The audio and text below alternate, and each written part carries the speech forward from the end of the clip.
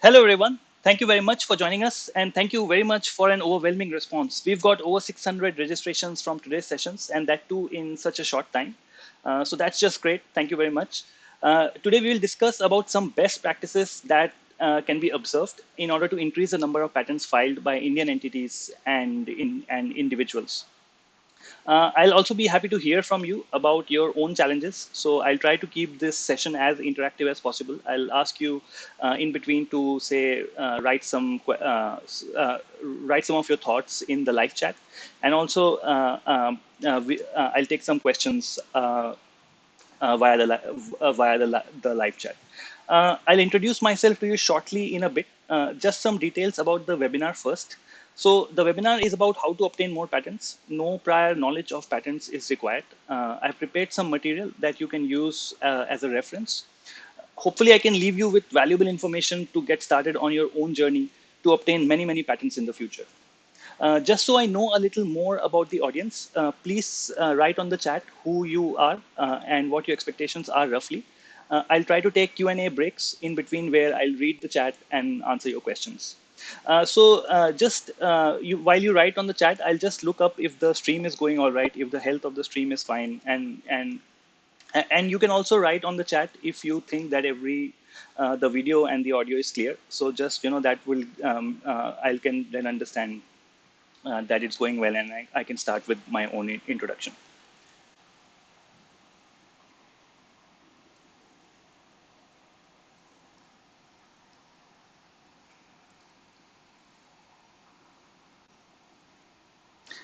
So in between, I'll read the chat on my phone. So then also I'll be able to answer some of your questions. If you post it on the live chat, then I can also answer some questions. If you can just let me know if the stream is going well and that you can hear me well and you can also see me.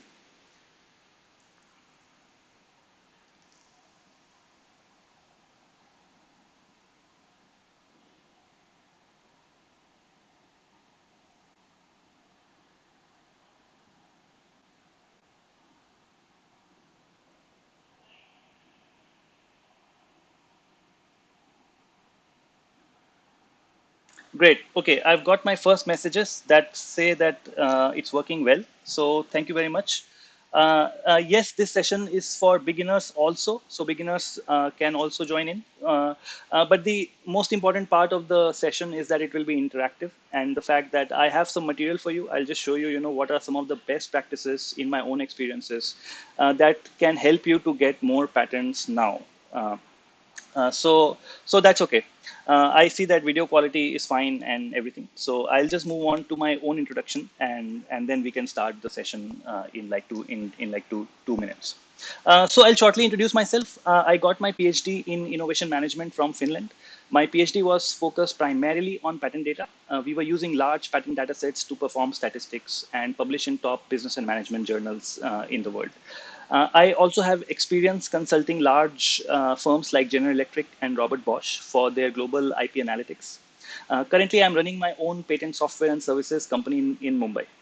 In the last decade, I've worked on numerous technology commercialization projects, right from ideation to the patenting. We have our own proprietary patent database, so which boasts of 100 million patents coverage from over 100 countries. So we have over 3 terabytes of patent data in the cloud, completely scalable to perform business intelligence. India's top research organizations like CSIR, incubators, law firms, universities, and consultants are now using IPgram for their patent research and technology intelligence. So that was a little bit about myself and my company, what we do. So without further ado, I jump right into the topic of how to obtain more patents. Meanwhile, what I would like you to do is simply write on the chat how you think you can increase the number of patents that you are filing or your university is filing or your institute is filing in general. So just some of your thoughts, a few people can write, because then also I'll also be able to read them later and find out if we are on the same page, and also maybe take some inputs from you and comment on that. While you write, I'll just change my display. We'll move to the presentation slides. Again, I'll just check on the chat and I'll check on whether the stream is going well. And, and after that, I'll just start to show you some of the content that I made and some of the references that you can use in your own institute or in your own, when you're drafting your own patents, for example.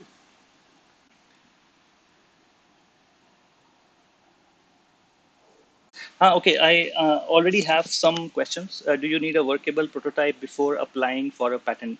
The answer is no. You don't need a prototype to apply for a patent. If you can define your innovation very specifically, it should be okay. The duration is about 45 minutes.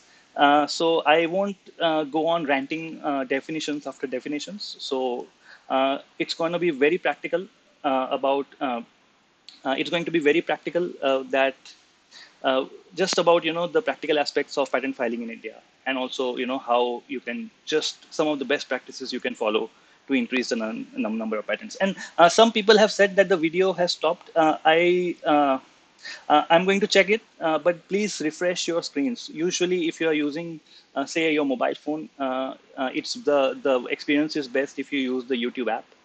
Then also you can comment and everything is fine there.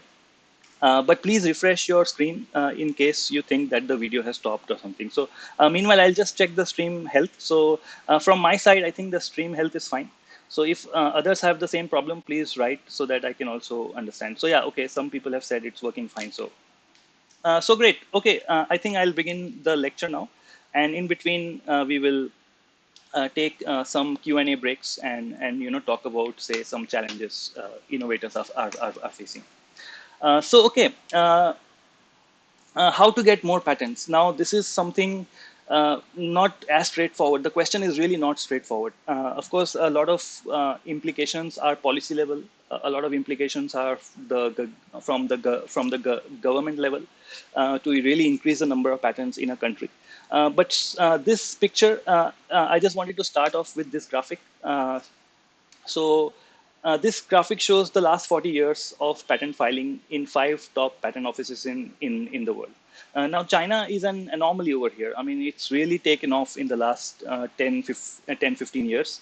But even in general, you'll see that all countries, there's an increasing demand for patents. So really, patents are something people fight for, companies fight for.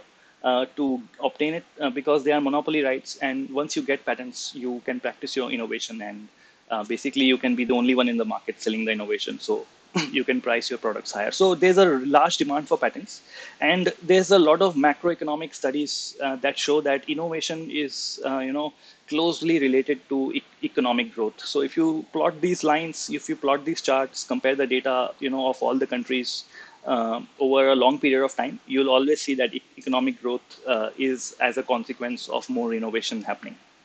You can see this statistic. It's quite alarming. More than 1.5 million patents China is filing every year. Across the world, there are 3.5 million patents that are being filed in the whole world. So out of that, 1.5 million patents are being filed in China. So it's really huge, and largely this is because a lot of push from the government there. The research institutes over there had really really difficult targets to achieve, that they have to file these many patents in a year and so on. Many of these patents are not very valuable. They are petty patents. But anyways, even if if you see the magnitude of the difference, it still accounts for the fact that China currently might be the most innovative country in the world.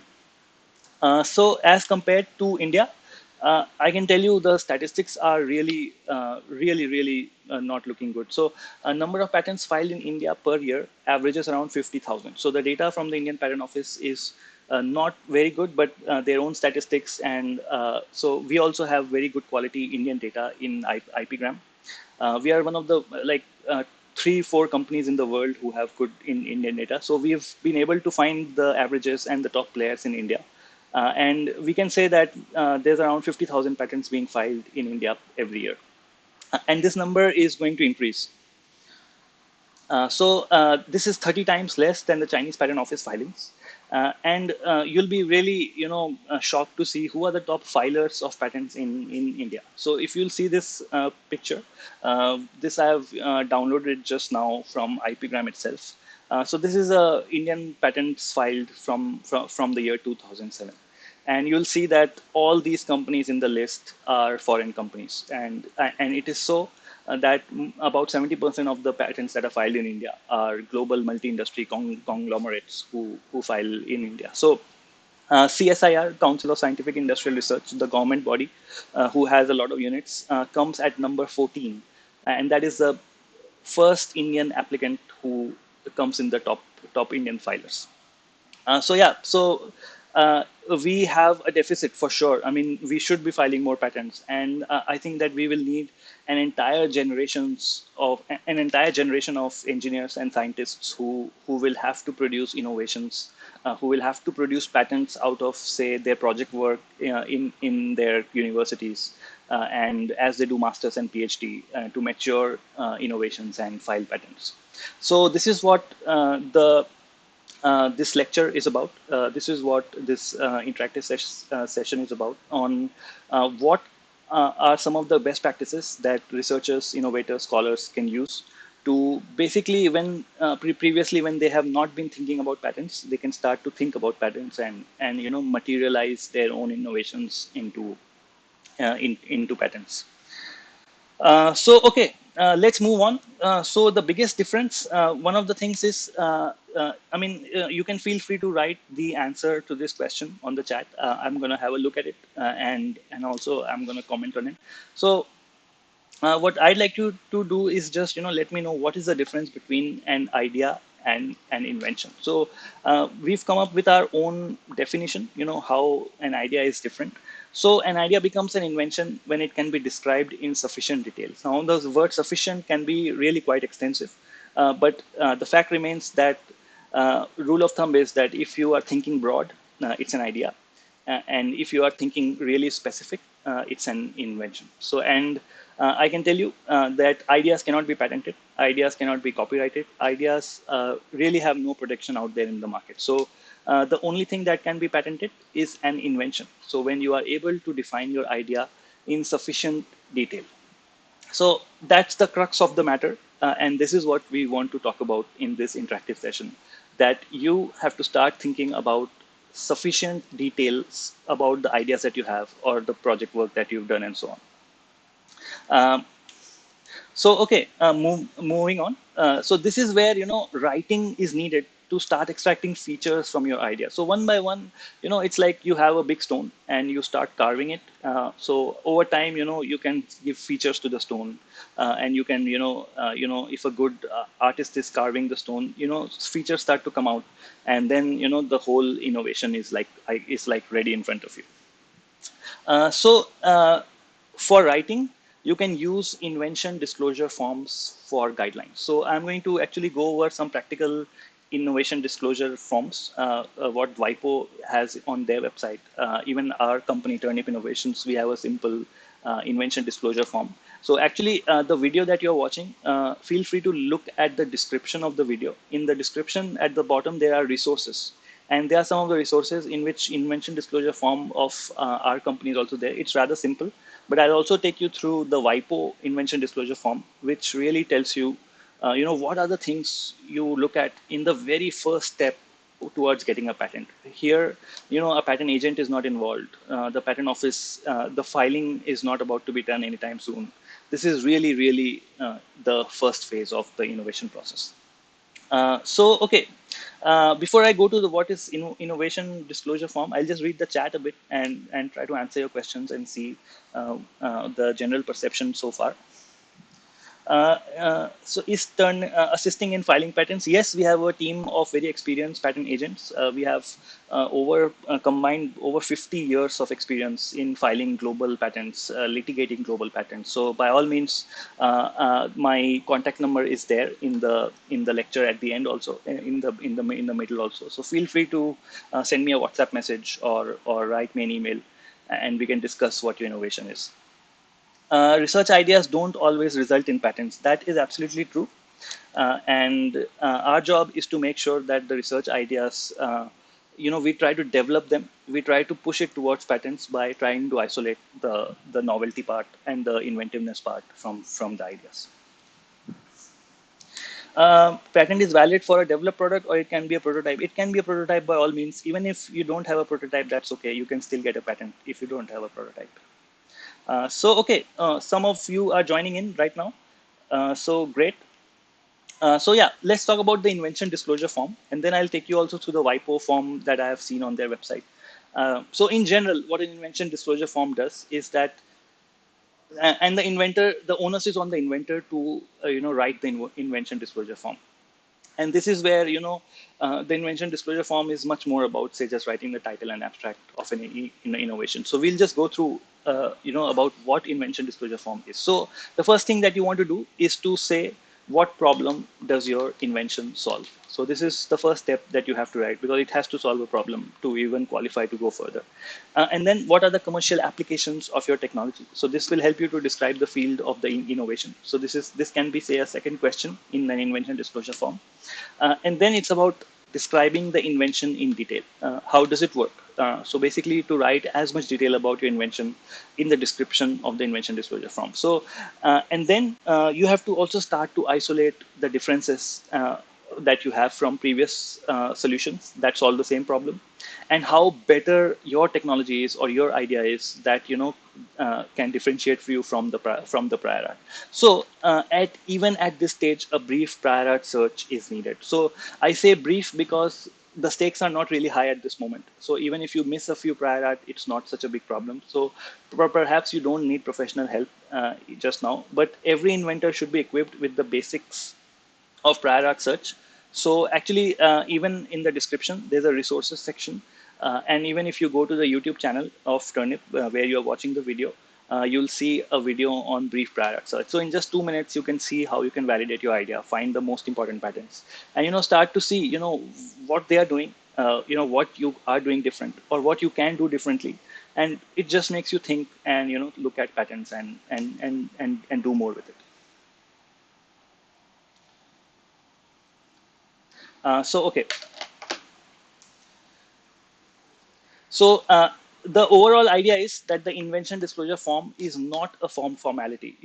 Even if it takes you 1 month to fill an invention disclosure form, take it. But the thing is, it has to have all the components that we just talked about. So, okay, one invention disclosure form from Turnip, you can already, use it. You can adapt it to your own universities or situations, and feel free to use it. It's in the description of the YouTube video. And I'm going to show you one invention disclosure form which I found in the WIPO website.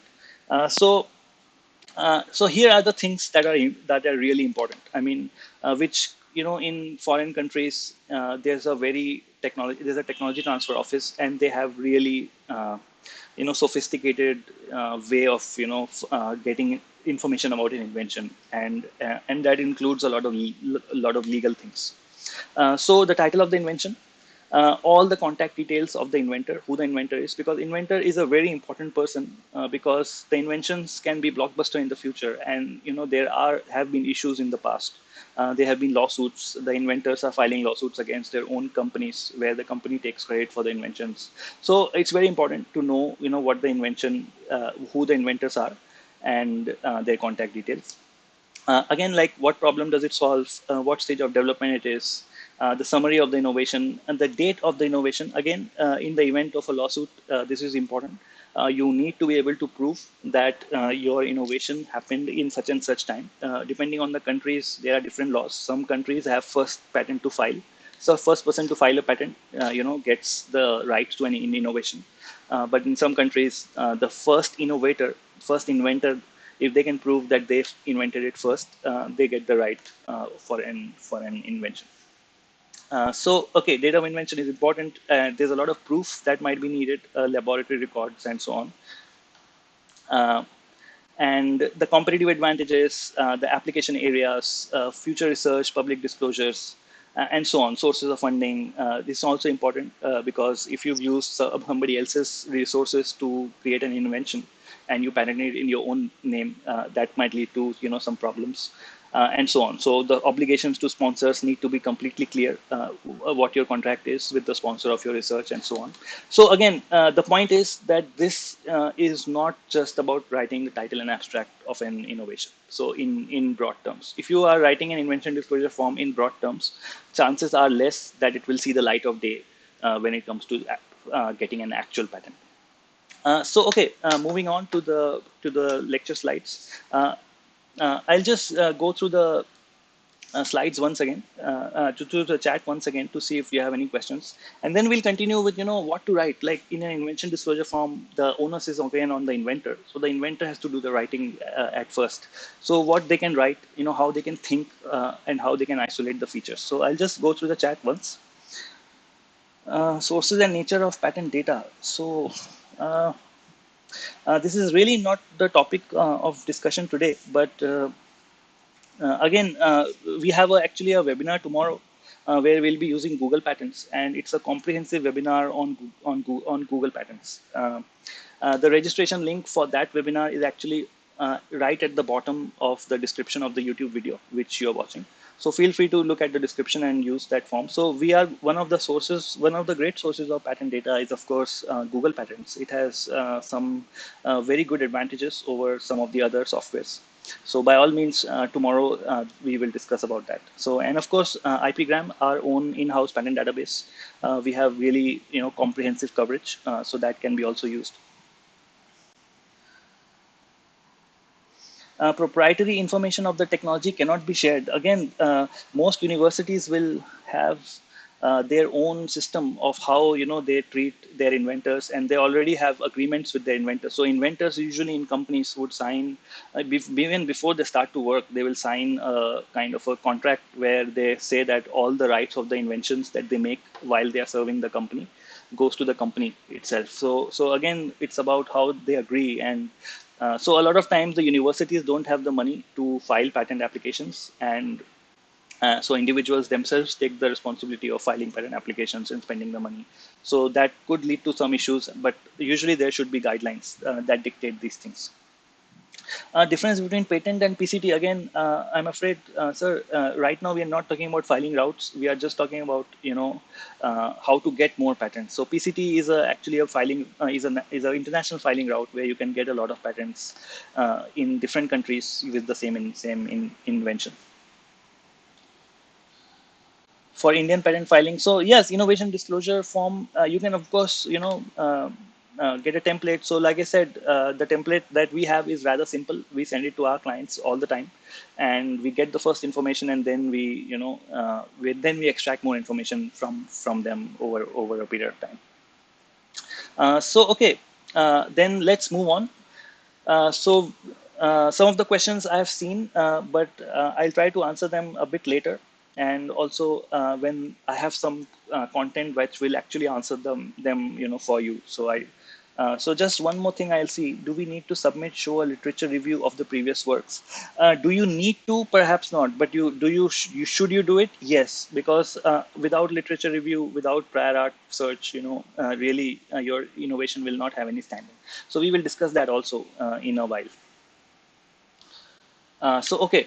So how to write, what to write, some guidelines, that I have compiled that might help you as inventors to follow. So again, I really believe that the institutes should have sessions where inventors are forced to write about their projects, about their ideas, about, the developments and so on.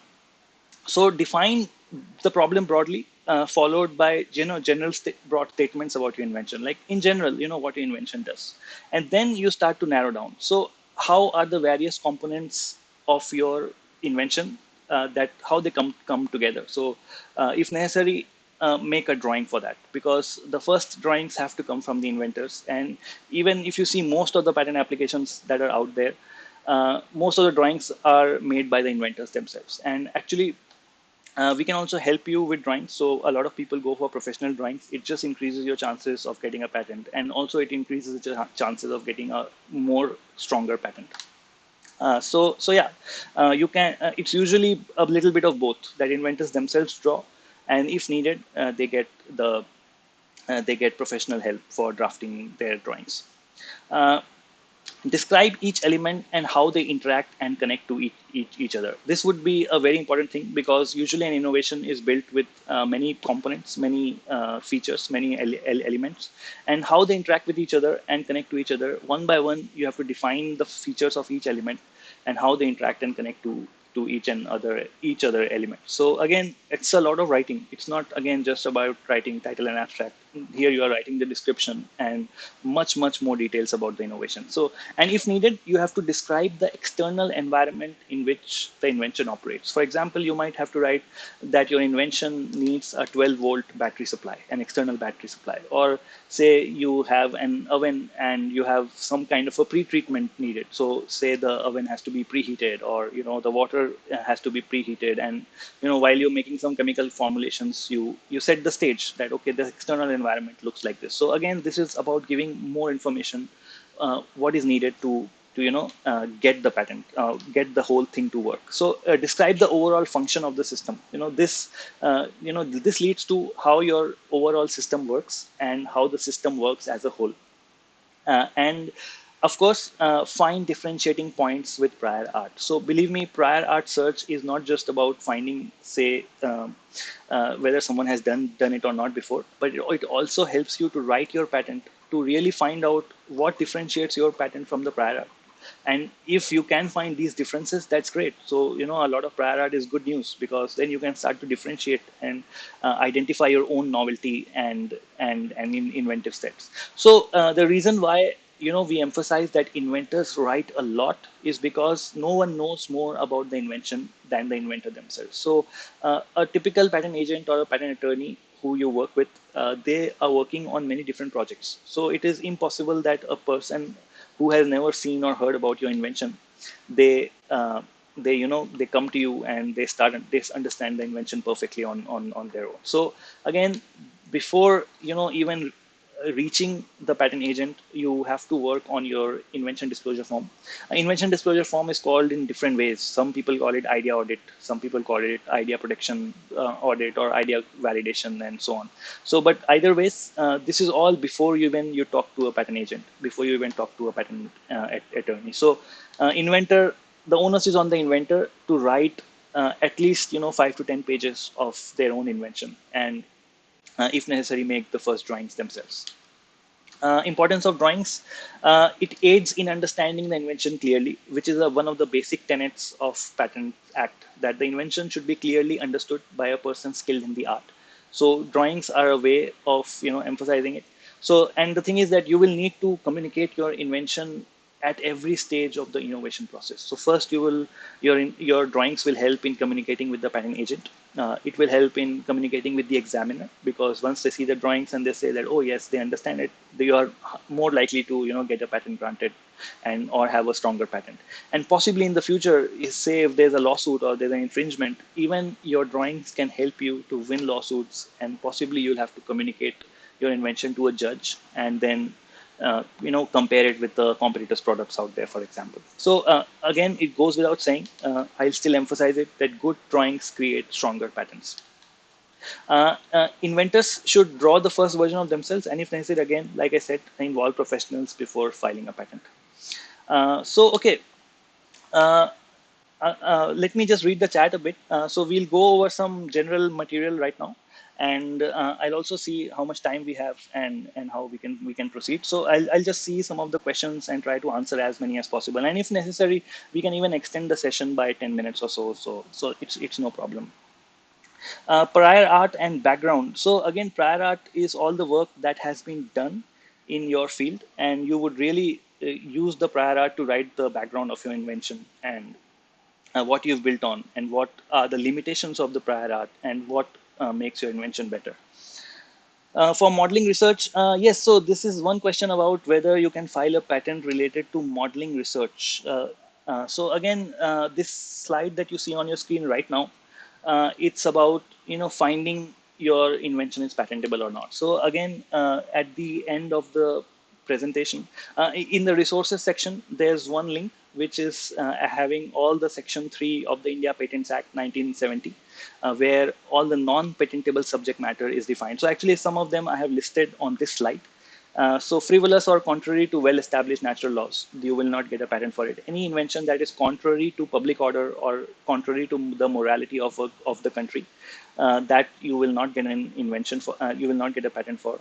A method of agriculture or horticulture, literary, dramatic, musical work, you are not going to get a patent for.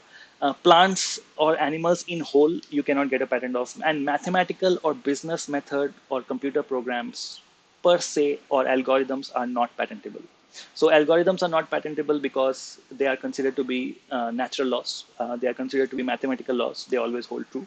And computer programs per se means just a computer program will not be patentable, but the overall technical effect of a computer program might be patentable depending on the situation. So modeling research, I'm afraid it's rather sounds to me, with limited information that I have, it sounds that it does not come into the patentability criteria. But by all means, please feel free to look at the section 3 of the India Patents Act, that was first came in 1970, and you can see in section 3 all the details of patents of non-patentable subject matter.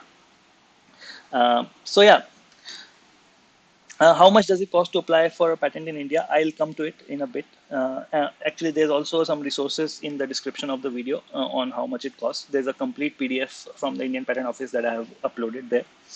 Um, so yeah, do I need pay money every year to maintain Indian patent? Yes, there's a fee that progressively increases to file. You can see again in the fees section. Uh, so yeah, okay, we can move on.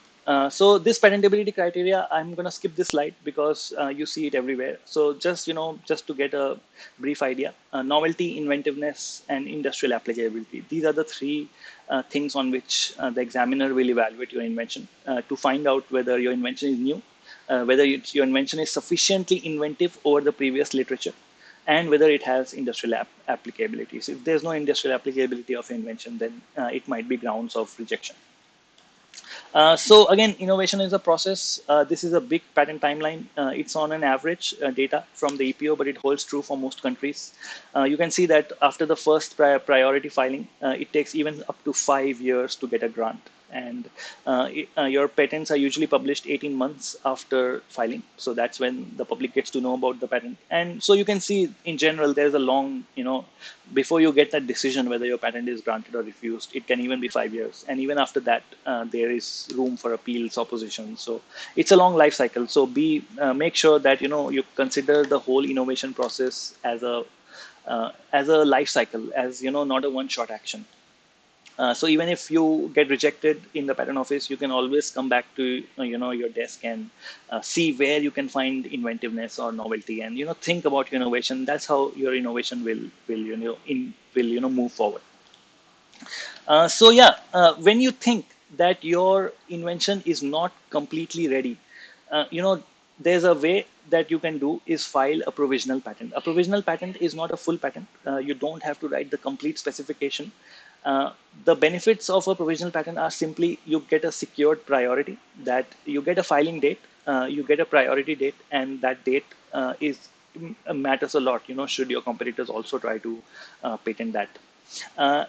You get 12 months time to file the complete patent, the complete specification, and this 12 months time can be really valuable because you can study the commercial viability of your invention. You can go to the market, ask investors, show your prototype, just improve your patent, enrich it so that you're ready for the complete specification. And it's relatively less costly because if you involve a patent agent, they will do it for much cheaper. And also, theoretically, you can also file a provisional patent on your own. So the only thing is that once you file a provisional patent, your complete specification should not be outside the purview of your provisional patent. So you have to make sure that you don't put something in the full specification that is out of what you've mentioned in the provisional patent. You can only improve the provisional patent. You cannot add, completely new subject matter. And provisional patent ensures secrecy because it is not published. So the patent office just admits your application and gives you 12 months time that okay, now take your time, find out the commercial viability of your product or invention, and come back to us within that time. So again, this is highly recommended. It counts as number of patents filed for your institute. So when you think your innovation is half baked, but it might have potential, by all means, I'm going to recommend filing provisional patents. So yeah, patent searching again. I always advise on many of the technology commercialization projects that I've done. I always advise that patent searching be done on a regular basis. So of course, before filing the invention disclosure form, inventor has to do patent search because how else would you come up with what new your innovation does if you don't cite the prior art and show the differences. Again, it's to avoid reinventing the wheel. Many inventors, researchers, I have myself done research, and I can tell that researchers have unrealistic expectations about what they are doing. So they really believe that they are doing something completely new, and the reality is not so. I mean, once they start doing a pattern search, they realize that someone has already done it before. So it's really important to do pattern search, and it also helps you to avoid inadvertently infringing other people's patents. So that's also important because if you are blind to what is already happening, you will not be able to get a clear picture and might end up making some mistakes. And also to keep an eye on competitors. Top companies, they have entire patent teams who are keeping an eye on competitors, looking at doing patent searching on a regular basis, and seeing what competitors are doing. From this particular lecture's point of view, I can say that learning from existing patents, it helps to enrich your own innovation. If you don't see what out there, how they have written a patent, how they have drafted the claims, how they have drawn the diagrams, how will you even know what to do? It's just like not preparing at all, not practicing, but just going to to play a cricket match or something. So again, this is about looking at prior art, looking at patent searching is really important to enrich your own innovation. And prior art helps to differentiate your own innovations and crystallize the novelty and inventive step. Even the examiner at the patent office, they are going to look at it. So they are going to look at the novelty and inventive step in light of prior art. So you will have to it's good for you because you can show that how much improvements you have made citing the prior art. And again, how would you show your invention is better if there were no prior art? So, and if you think that there is not any prior art in your field, I can tell you it's incorrect. So you're wrong. There is always prior art. All inventions are built upon previous inventions. So it's almost 100% certain that there is prior art, and or you have to dig prior art or get professionals involved to get prior art search. So on this note, I can say that tomorrow we are conducting a professional webinar on Google Patents. It's a certificate course, 2 hours. A lot of content is packed in that, a lot of exercises and practical examples, and you will learn advanced tips and tricks of Google Patents. So even if you are a serious inventor, you can do even professional patent searches after the webinar. And even if you are, say, a project manager or an incubation manager, you can do simple idea validation searches to get some key patents and take decisions accordingly. So again, the link for that webinar's form is in the bottom of the description of this YouTube video. So please feel free to see all the details in that registration link, and there's a payment of 100 rupees. So that covers our taxes and professional and administrative fee. So okay, so just one example I'd like you to do. Actually, I'm going to do it with you. So first I'd like you to do is just open espacenet.com and search for this Apple's highly cited touchscreen patent. So the reason I want to show you this patent is because it is one of the greatest patents of, say, the 21st century. It completely changed the smartphone industry. It's related to the multi-touch, in which you can really seamlessly even touch 2 fingers on a smartphone and zoom in, zoom out, and do multiple actions related to touch screens. So it has been cited by more than 1,200 patents in the future. So a lot of patents have built on this patent. So all I need you to do is write this patent number, US 2006 026521 in espacenet.com, and I want you to look at the description, the drawings, and how professional a patent drafting and filing can be, just to get an estimate. So while you do this, I'll just look at the chat and see if I can answer some questions, and I will also do this exercise with you. If you are sending a patent for filing, how much probability we will have that it will get filed? I think you mean it will get granted. So again, probability, sir, it all depends on how much effort you have made. And even a top law firm who charges even 2 lakh rupees for filing a patent will not be able to guarantee you a patent grant. So there is always an element of risk because patents are innovative and innovation is full of risk. And if you think of doing business with your patent, it's again, business is full of risk. So all you can do is do a great job of filing patent in a proper way. Is already developed. Again, how you can find whether your idea design is already developed. Ma'am, please, I would recommend joining the lecture tomorrow. We have a webinar from 6 p.m. to 8 p.m. tomorrow on idea validation and simple to advanced Google patent searches. So I would recommend that. Uh, Follow international guidelines. Yes, patents are jurisdiction based. If you file a patent in China, it is not valid in India. It will not give you protection in India. But does China follow international guidelines? Yes, they do. They have a lot of these PCT applications or international patents that they are filing that are coming from China, and some of the top companies of China like Huawei and all. They massively file patents in Europe and US. So those 30 times patent filings that have happened in China, of course, most of the patents are just local patents. They've just filed in China and they never went abroad. But they include all the patents they have filed internationally. So Chinese data is quite well available, and even translations in IPgram, our own patent database, we have translations of all Chinese patents, and so you can easily search, with using simple English, the entire Chinese patent dataset. So in IPgram.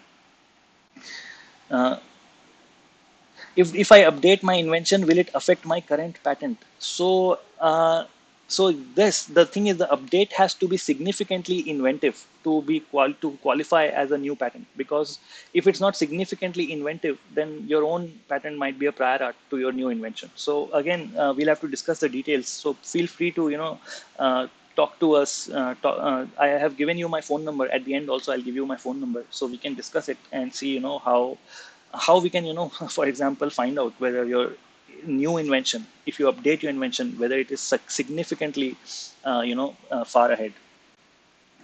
Once granted, how long a patent is valid? It's valid for 20 years from filing. So in general, it's 20 years from filing. So even if the grant happens after 5 years, you have, say, for example, 15 years after grant. How many years should prior art search cover in particular field of research and tech development? Prior art search means anything that is prior. So even if there's a 18th century device that solves the same problem as what you are solving with your own device, that is a prior art for you. Even a YouTube video, if someone says that okay, they solved a certain problem in a YouTube video, that acts as a prior art. So prior art can be anything that happened in public knowledge before you file your invention. How far long we get to update regarding patent? So there are some timelines. It varies a lot. I will cover a little bit, so you can get some idea about it. So yeah, there's a lots of questions. So I mean, I'll finish my slides and then I'll come only to questions, and then we can then wrap it up accordingly. So again, I'm going to search this patent, and I'm just going to show you how you know I mean, Apple, of course, has huge resources. They spend $100,000 to $300,000 on one patent, and they have the best people to draft innovations. But you just to show you, how good drawings they are. Look how many drawings they have. They have described it perfectly. How the invention works, using flowcharts, using diagrams, using even images from an actual user using the touch screen. So you can go to the drawings. So you can just go to the drawings over here and see all the drawings that Apple has made. So they are even saying here how the gestures will be made by the user, and how they will be how the program is going to interpret them, what inputs the program will get, and what they are going to do with those touchscreen touch screen moves. So just, as this is like the best of the best patents that are out there. So I'm just showing it because, you can take a cue from these patents and learn, how you should draft your own patents and show. So even like this, it's like zooming in on the US map. So this patent is 15 years ago. I mean, they started research on this patent in 2004 or 5, and the first priority is from 2006. So I mean, in that time, it was a great thing to have this multi-touch smartphone device. So there's like full of patents. I mean, and if you see the description, you can also see how descriptions are written. How, first they say what is the field of invention. You have to also do it in the Indian Patent Office. First, tell what the field of invention is, so that the examiner can assign technology classes and so on. And then you can, even read the patent and see, how well they have written the patent, how accurately and how much in detail they have described their invention. And also for each and every figure that you see here, they have made references to the figure. So that's a really important point, brief description of the drawings. So every figure, they describe it.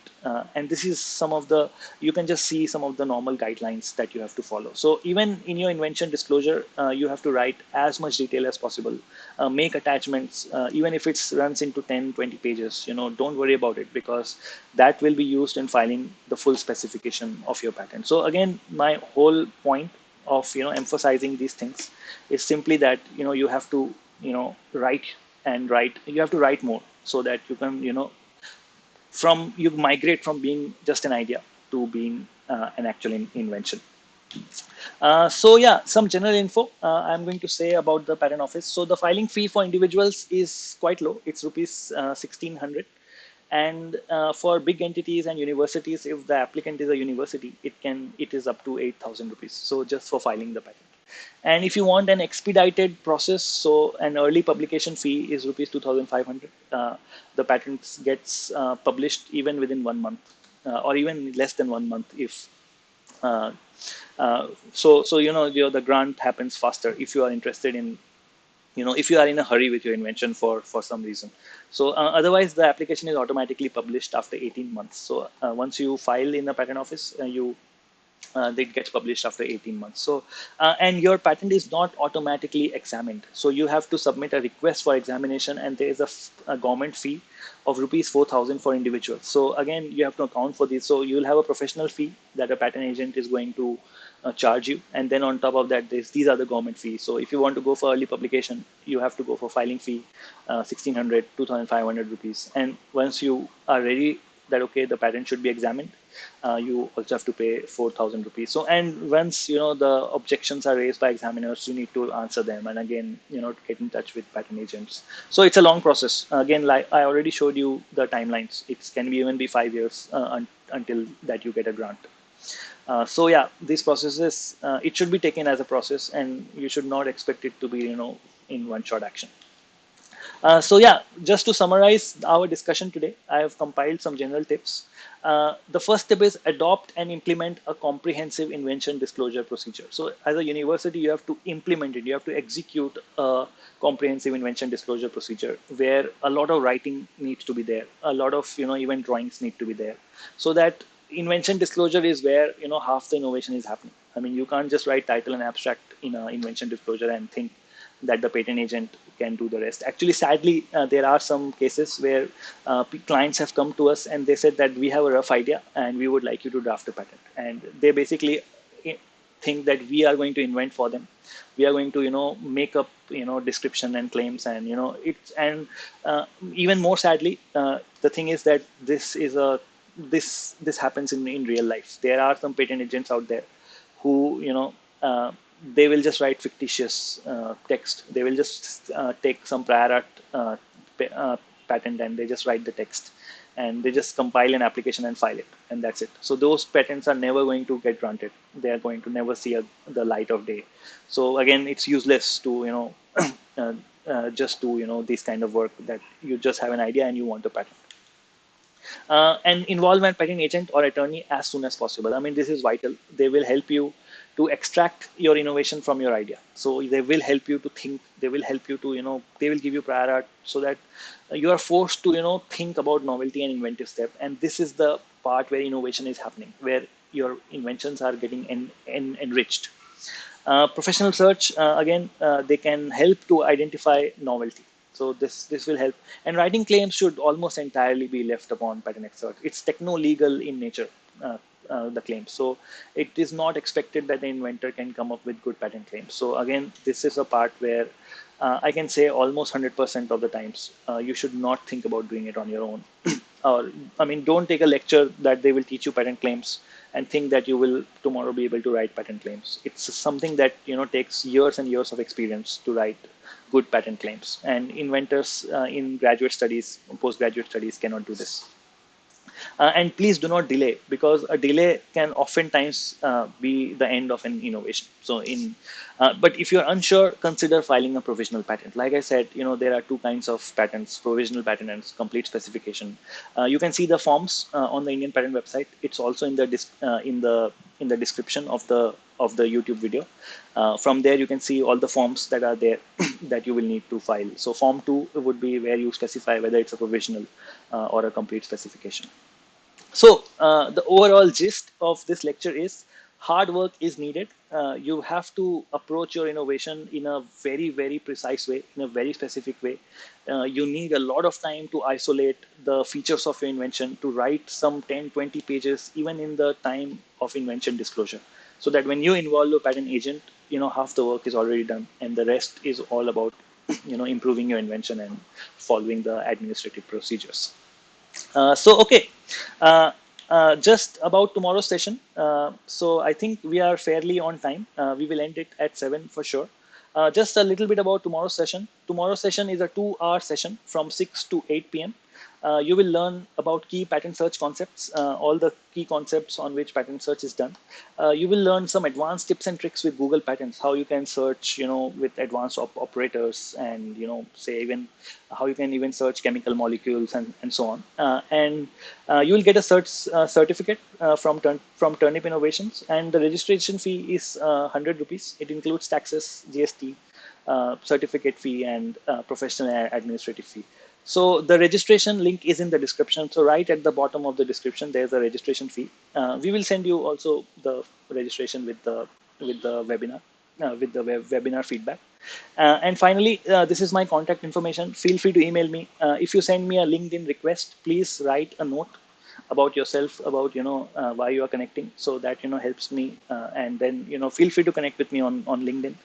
Call me on this phone number if you have any questions. If we can help you to file a patent, or if we can help you to do, say, conduct some workshops in your universities, where we force people to approach invention disclosure forms in a very serious way, and get people to write about their inventions, isolate the features of the inventions, and so on. So for all patent searching, filing, drafting, please call me on this phone number. And like I said, we have our own patent database.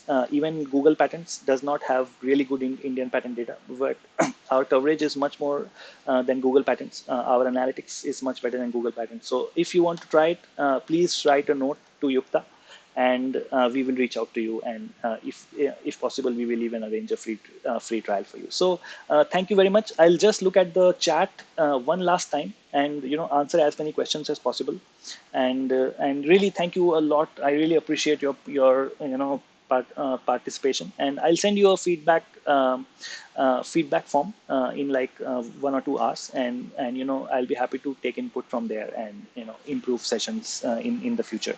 So yeah, thank you. I see a lot of thank you messages. I'll try to see some questions if they have.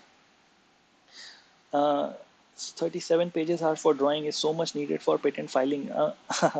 Well, they have the money. So I mean, you just pay for more pages. So yeah. How long do we get update regarding patent? I think I've already answered it. So yeah, if you do an expedited expedited publication, you can expedite the whole process. Yes. You can submit a provisional application with as much information as possible. I mean, there's no restriction. So how does claims narrow down the chance of getting patents at a reasonable period? So I'm sorry, I could not understand completely your question, but the idea is that the patent agent or patent attorney, they try to draft the claims in as broad way as possible, because finally the claims will define the boundaries of the protection that you will get with the patent. So, but the examiner will look at the prior art and they will say that, okay, you might have to lose some claims, or you might have to narrow down some claims, because some prior art might have already claimed those things. So it might be so that you have to narrow down. So a narrower claim would have a better chance of getting a patent, but again, a narrower claim will have less protection than a broader claim. So. Tell us for younger generation to simultaneously work both for patent and its technology license. So the thing is, if you are filing a patent, so this is a really good question. If you're filing a patent, the one of the most important things is that you want to do business with it. Otherwise, if there's no application, if the patent doesn't make the world a better place, then why would you even patent it? So doing business is kind of a prerequisite to filing a patent. And when you have a patent, when you have a technology, you have to do aggressive marketing. So that is why also one of the reasons why I said provisional patents, because it gives you 12 months to do marketing for your prototype, to do marketing for your technology. Maybe someone can, some company can buy your patent, license your patent, or pay for all the investments that the patents will need. So say initially you don't spend too much money on filing a provisional, but later you try to secure investment based on. So again, uh, simultaneously, innovation has to go on and business has to go on if you want to make a patent into a success. If it is published in conference proceedings journals, can it be patented? No, the answer is no. So if you have an invention that you have disclosed completely in a conference paper or a research paper, that will act as prior art, because research papers are public knowledge, and you will not be able to get a patent for that, unless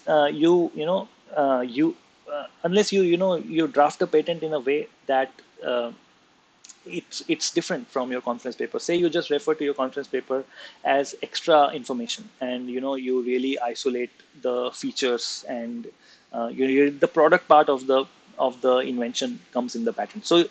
So you have to be a bit careful not to disclose too much in a conference paper, so that later, when your invention gets more mature, you can also claim a patent with that. So but the idea is that while drafting the patent, while writing down the description and claims of your patent, you will need to differentiate how it is different from your conference paper, and how that becomes novelty and inventive step.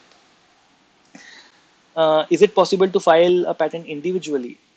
Yes, if you file a patent individually, you don't need to submit a power of attorney. There's a form in the list that I have made on power of attorney. But again, for a full patent, I would not recommend inventors to themselves file a patent. It's very taxing, and the quality is lower.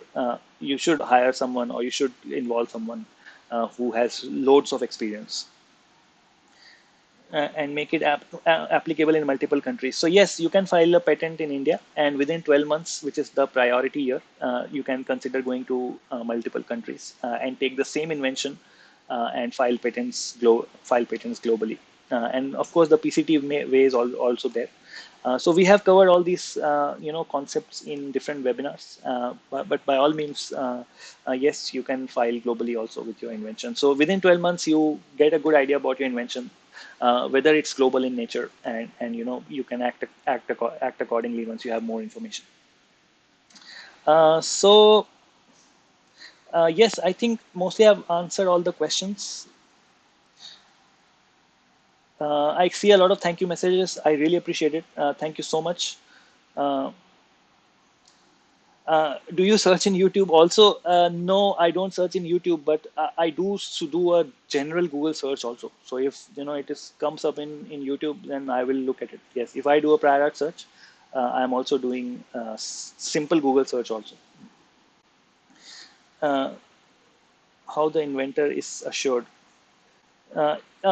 If you file a patent, then and if it's granted, you have protection from the government. If somebody is making a product that is infringing on your patent claims, then you have the right to go to court, and you have the right to take action. So that is how patent protection works. That is how you can secure your invention, so nobody else can use, make, sell, export, import, where you have a valid patent. So great, great. Thank you so much. Thank you so much. I'm seeing a lot of thank you messages, and I really appreciate your time. And hopefully, I'll see you tomorrow in the Google Patents webinar at 6 p.m. For this session, this is all. Really, thank you very much, and goodbye, and have a really good evening. Yeah, bye bye.